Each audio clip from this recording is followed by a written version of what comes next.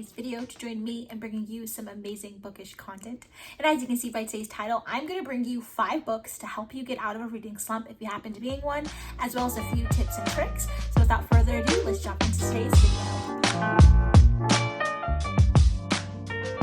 Alright, so welcome back to the channel. If you're new here, hi, my name is Olivia, and I'm so glad that you're here. Do not forget to give the video a thumbs up and hit your notification bell that every single time I post, you'll be notified, and subscribe and stay a while. Join the Bookish fam. We're so nice and we have a lot of fun together, and we talk about books, we gush over books, we enthuse about books, and it's just a good time. So I think you'd like to stay and enjoy it with us.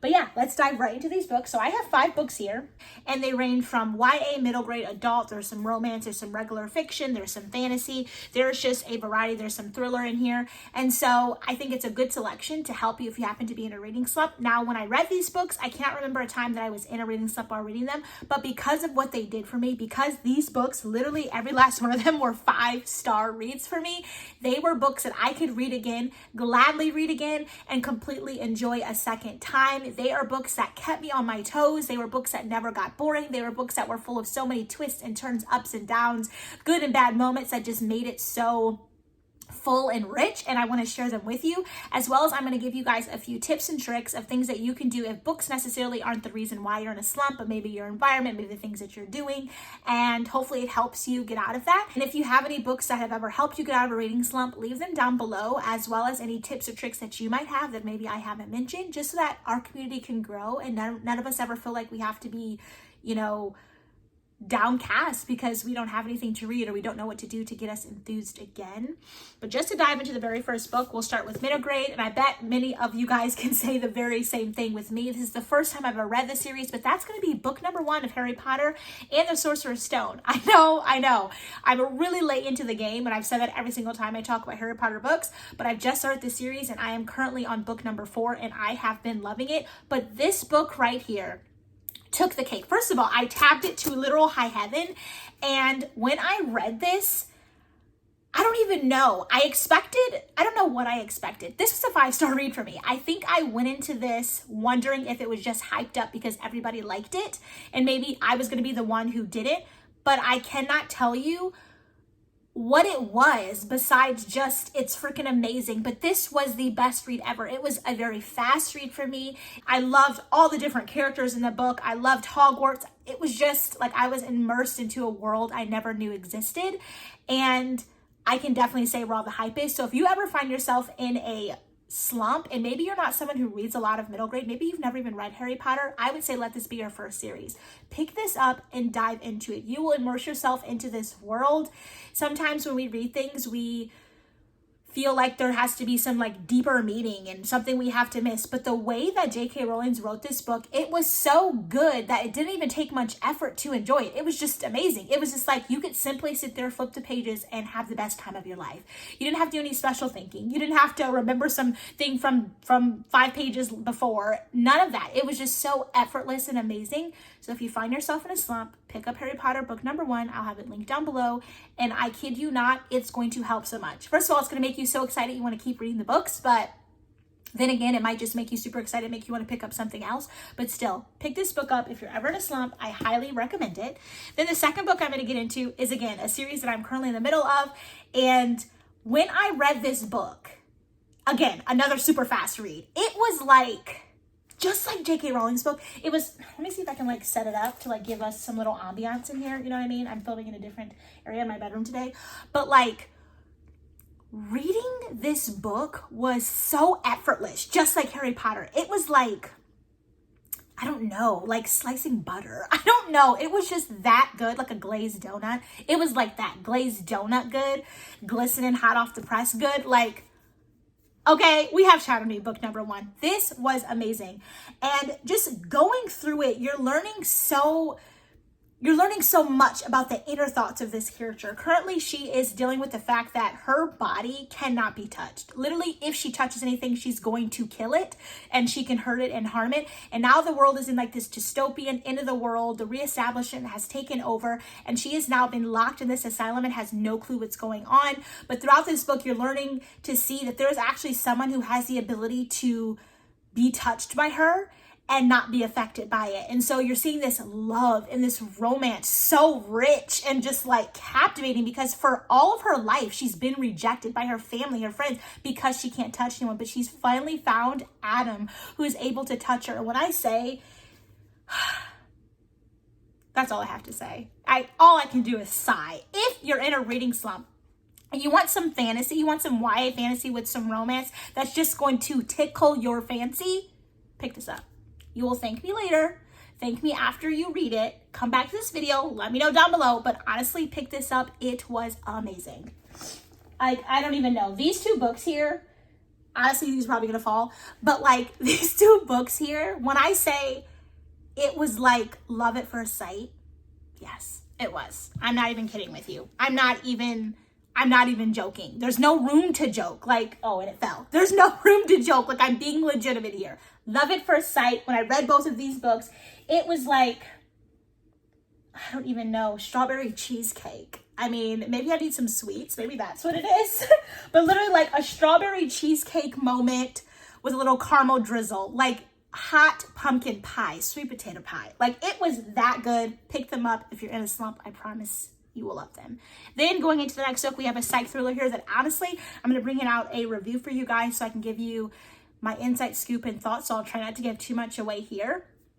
But this was by far my favorite psych thriller I've ever read, ever. It was, I don't even know, captivating. You were literally brought into the mind of a psychopath as well as his victim exquisitely. You were able to understand both of their thought processes at the same time. You were able just to see just the traumatic side of everything. I think we're always, as people, if we've never been in such a situation as like, you know, battered women or, you know, where you're being kidnapped or, you know, held hostage, being that majority of people don't get in those situations, you're always hearing about it secondhand. You're always hearing about it after it happens, you know what I mean, on the news or in a court case or something, or, you know, a friend of a friend, you know, the little birdie letting you know. But it's like you've never experienced it, obviously. But picking up this book, you went through it with the character, and that is Behind Closed Doors by B.A. Paris. When I tell you this is the definition of a psych thriller, it is. I had heart palpitations. I was scared to turn the next page at some parts. This was literally the definition of on the edge of your seat. You were thrilled. You were scared. You were excited. You were emotional. It was so much happening, and it was so good. And it was just so, I don't know. I feel like I'm just going to keep saying it. It was just so, it was literally amazing. You were able to really understand how the past shapes your future in a lot of ways, especially in terms of childhood trauma and how that affects how they present and act as adults in majority of cases, not in all.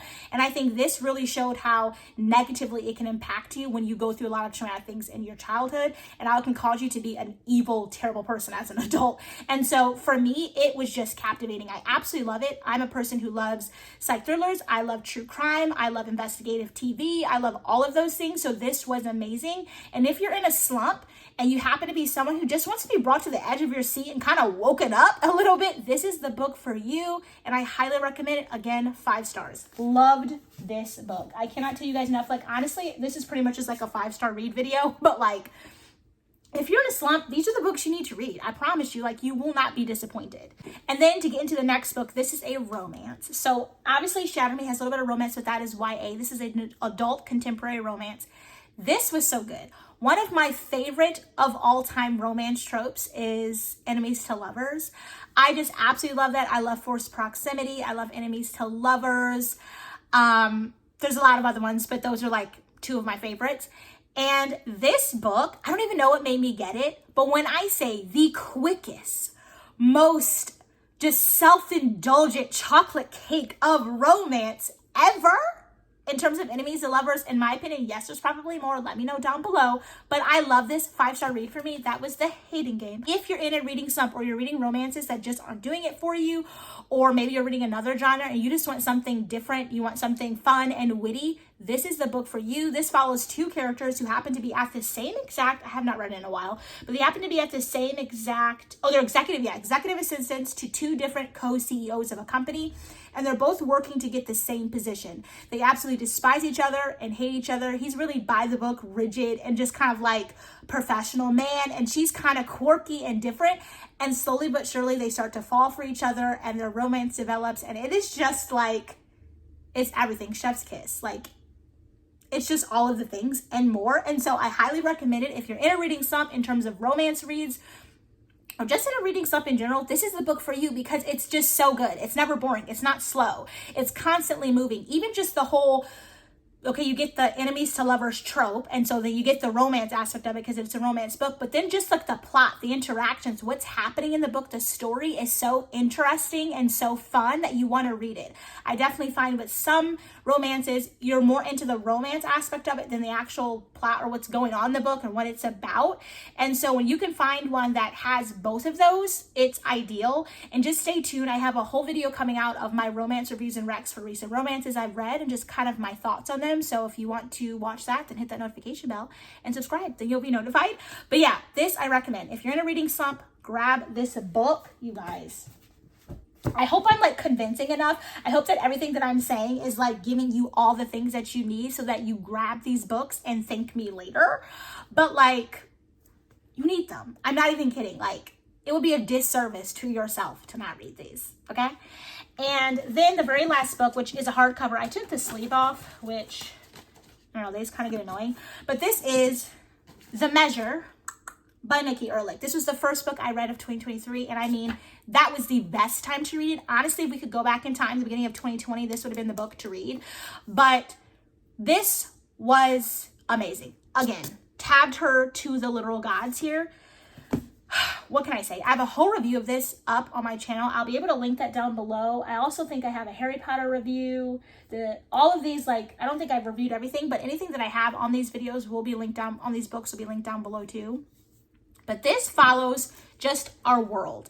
And the reason why I picked this up is because I'm not a fan of nonfiction. And so that's why I also think if you're in a reading slump, this is the book for you, especially if you're someone who doesn't read nonfiction, but the fiction that you're reading is kind of just getting on your nerves and you want something a little bit more tangible, that has a little bit more substance to, a little bit more meat. This is the book for you. This mirrors so closely to regular nonfiction to me, it was insane. So we're following the world, and in the middle of the night, every adult, I believe it was 21 and up, has been delivered a small box that's going on their doorstep, and within that box, it has a string that determines the length, the measure, hence the name of the book, of the life they have left. And so it was just interesting to see how the world navigated. Either there were people who were like, open the box and look. There are people who keep the box closed. There are people who are short stringers and long stringers. And you saw how it affected relationships of maybe married couples or people who were engaged or friendships. And you saw how it affected how the world was governed and who ran for office and who did not. And I think the time of reading in the beginning of 2023, I think was great. Obviously with the pandemic and everything that we went through over the last few years, I think reading it maybe at the beginning of 2021, 2022, I think it would have been even better in a sense, just because I feel like it matched so closely to what we were going through. And like I said, being a person who doesn't like nonfiction and who doesn't watch too much in the way of news and different things like that, this book gave me a substance that I needed, that I felt like I wasn't getting from my regular fiction. And so I just loved it. It was amazing. And so you're following several different characters in the book and just their journey of what they're going to do with this knowledge of the strings. Either they choose to open the box or they don't. They're like grieving groups that are forming of like short stringers and long stringers, or relationships who have a short string and a long string.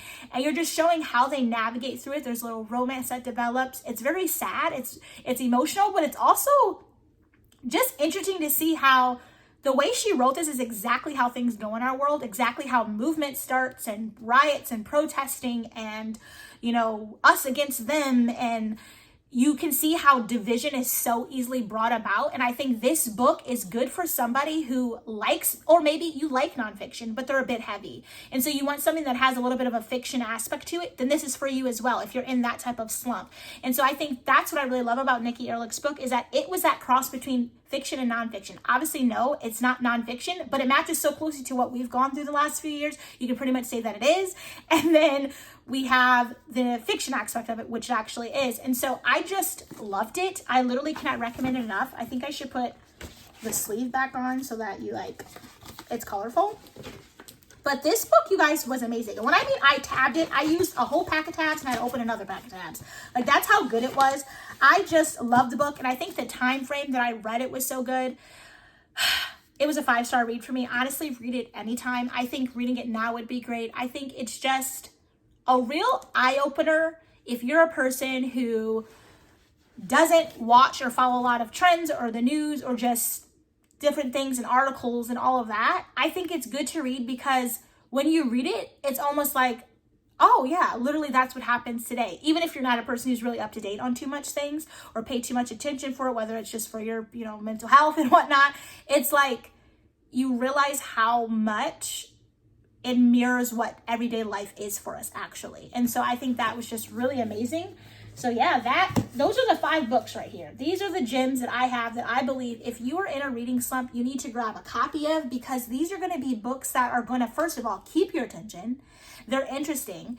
They are full of just richness. Each of them has such a good plot, such a good story, such good interactions. You're never gonna get bored. You have the fiction, nonfiction kind of aspect of it.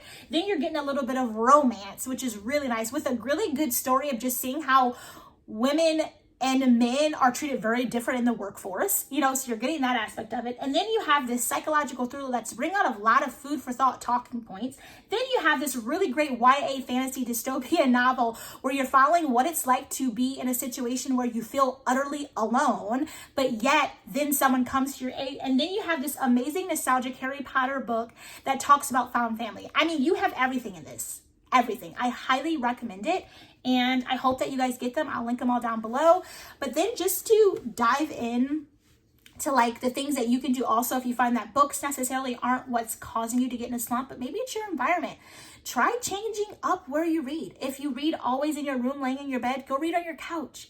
Go read outside. Get a blanket and go lay in the grass. Go read at a park or even like at a coffee shop or a Barnes & Noble. I tend to love to read at coffee shops because I feel like you are so in the zone. I find when I read at home or in my room is that I can be easily distracted by my house and the things that I have to do, my personal life. But when you've kind of stepped yourself out of that and gone to a very neutral environment like a coffee shop where a lot of other people are working or reading or doing things, you're inclined to do what you intended, which is read. And so definitely change up your environment. Also, another thing that I really love is playlists and music. And so I find for every book, I sit a little bit and I pick some songs that I love. I'm really into lo-fi, so I find those that I enjoy. I make a playlist for that book. There's a specific playlist that I will link down below for you guys that I honestly cannot listen to unless I reread the books I listened to that playlist on. Like, it was a 3-book trilogy. That playlist, I hope it can help somebody else who happens to have a series that they're reading and they just like it and it works perfectly. But for me, that playlist is so nostalgic. I get emotional actually when I listen to it because I read that entire series with only listening to that playlist. So every song was at it matched perfectly. Like it came to a certain point in the book where your heart was broken, where you were happy, where you were emotional, and just so many things. And so I'll link it down below for you guys so you can take a listen to it. But I absolutely love that. And so I think adding music into it. So you have changing your environment, adding music, and then also getting yourself in the zone of reading. I find like sometimes it's easy to just grab a book, hop into your bed, go sit on the couch and read. But sometimes you need a little help. Get a cup of tea, a cup of coffee, a can of pop, a beer, a glass of wine, whatever you do. Grab you some snacks, get a cozy blanket, put on some cozy music in the background, just set the scene, the ambience. Grab a couple books, get your highlighters, your sticky notes, your tabs, and sit down and dedicate time. Even if you have to like set a timer, I'm giving myself an hour to do this. And dedicate that time and make it good. Light a couple candles, change into some comfy clothes. Those are ways to really help yourself get out of a reading slump.